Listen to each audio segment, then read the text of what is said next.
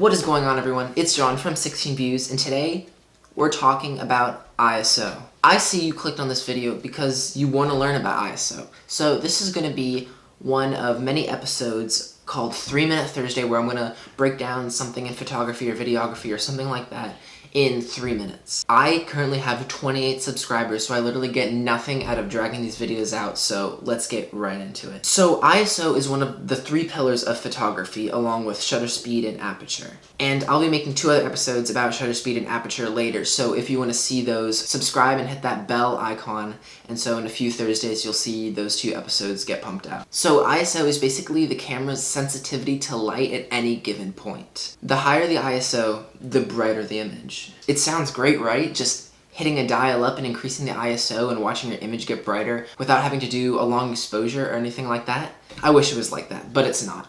So as you increase your ISO, your image will get brighter, but you will also begin to see more noise or grain.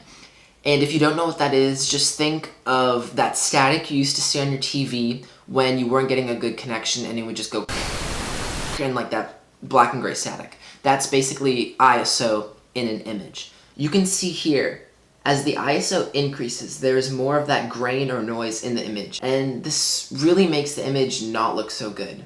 So in general, you want to keep your ISO as low as possible to keep a good, crisp image, something that looks a little more visually appealing to your viewers. The bigger the camera sensor though, the more ISO it can handle without you starting to see all that grain. So on a sensor as small as an iPhone sensor or any smartphone sensor, you want to keep your ISO as low as possible. Like, you never really want to go over 400. You have the ability to go up to 1,000 or 2,000, but it's just not going to look that good. On a full frame sensor, something that's so much bigger than any smartphone sensor, you can go up to, let's say, 1,000 ISO and see very minimal effects of that high ISO. Well, I hope that this kind of explained or answered any questions you had about ISO.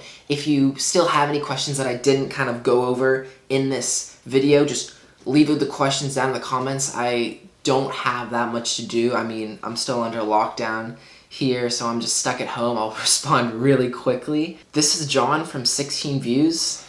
See ya.